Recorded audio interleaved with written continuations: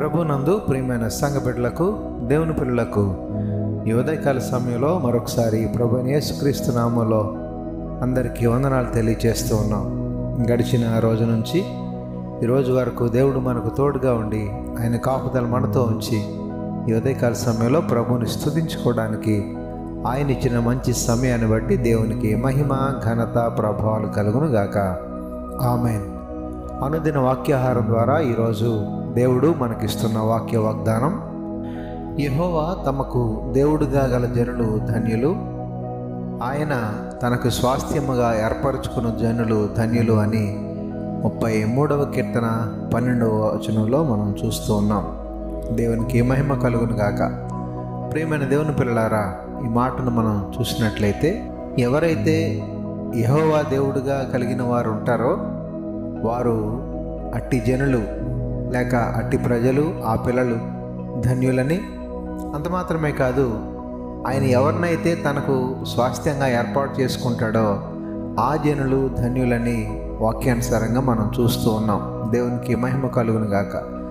ప్రియమైన దేవుని పిల్లలారా, ఈ మాటను మనం ఒకసారి ఆలోచన చేస్తే మన ప్రభువు తనకు జనులుగా ఉన్నటువంటి మనము, తన పిల్లలుగా ఉన్నటువంటి మనము, తన రాజ్యానికి వారసులు కాగలిగినటువంటి వారుగా ఉన్నటువంటి మనము, అంతేకాదు ఆయన చేత ఏర్పరచబడిన మనము, ఆయన వాక్య వాగ్దానాల చేత ఎన్నుకోబడినటువంటి మనము, ఆయన శిలువ రక్తం చేత కడగబడినటువంటి మనము, ఆయన వాక్కు చేత పరిశుద్ధపరచబడినటువంటి మనము ధన్యులుగా ప్రభు మనల్ని ఎంచుతూ ఉన్నాడు.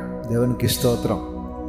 అంటే ఈనాడు మన యొక్క స్థితి, మన యొక్క జీవితము, మన యొక్క ఆత్మీయ స్థితి అంతా కూడా ప్రభువుకి అనుకూలంగా ఉన్నప్పుడు ప్రభువు మనల్ని ఎన్నుకుంటారని, ఎవరైతే ఆయనను ఎన్నుకుంటారో ఖచ్చితంగా వారు ధన్యులు, అనగా వారు ఆశీర్వదించబడిన వారని. కనుక దేవుని చేత ఆశీర్వాదం పొందుకోవటం, దేవుని చేత ఆశీర్వదించబడటం అది గొప్ప ధన్యకరమైనటువంటి భాగ్యం. కనుక ఈనాడు తన పిల్లలుగా ఉన్నటువంటి మనల్ని దేవుడు అట్టి ఆశీర్వాదపు స్థితిలో ఉంచడానికి ఆయన మనలను ఎన్నుకున్నాడు. అంత మాత్రమే కాదు, ఆయనే మనకు దేవుడుగా ఉన్నాడు కాబట్టి నిజంగా మనం ధన్యులమే, మనం దీవించబడిన వారమే, మనము ఆయన యొక్క వారసత్వపు వాగ్దానాలను పొందుకున్నటువంటి వారమే. ఆ రీతిగా ఈ ఉదయకాల సమయంలో ప్రభు ఇస్తున్నటువంటి వాక్య వాగ్దానాన్ని బట్టి ఎల్లప్పుడూ దేవుని చేత ఆశీర్వదించబడుతూ, దేవుడే మనల్ని ఏర్పాటు చేసుకున్నాడన్న విషయాన్ని గమనించి, దేవుడు ఏర్పాటు చేసుకున్న పిల్లల యొక్క స్థానము, స్థితి ఏ రీతిగా ఉంటుందో ఆ రీతిగా మనం ఎల్లప్పుడూ దేవుని మీద ఆనుకుని దేవుని కృపలో ఎదిగి ఫలిస్తూ ఉన్నతమైన ఆశీర్వాదాలను మనం అనుభవిస్తూ పరలోక రాజ్యంలో చేరుకునేటటువంటి పిల్లలుగా ఉండడానికి పరిశుద్ధాత్మ దేవుడు మనకు సహాయం చేసి నడిపించును గాక. ఆమేన్. ప్రార్థనలో ఏకీభవించండి.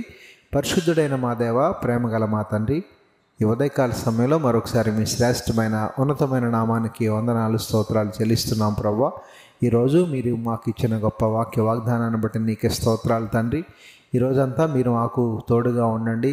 మా యొక్క పనుల్లో, మా రాకపోకల్లో, మా చేతి పనుల్లో, మా యొక్క ఉద్యోగాల్లో, మా యొక్క వ్యాపారాలన్నింటిలో మరి మీరే తోడుగా ఉండి సహాయం చేసి నడిపించమని, నీ మేలుల చేత నింపమని, ఈరోజు పుట్టినరోజు, పెళ్లిరోజు జరుపుకుంటున్న బిడ్డలు ఎవరైతే ఉన్నారో వారందరినీ పేరు పేరున దీవించి ఆశీర్వదించమని యేసు పరిశుద్ధ నామమున అడిగి వేడుకొనుచున్నాము తండ్రి.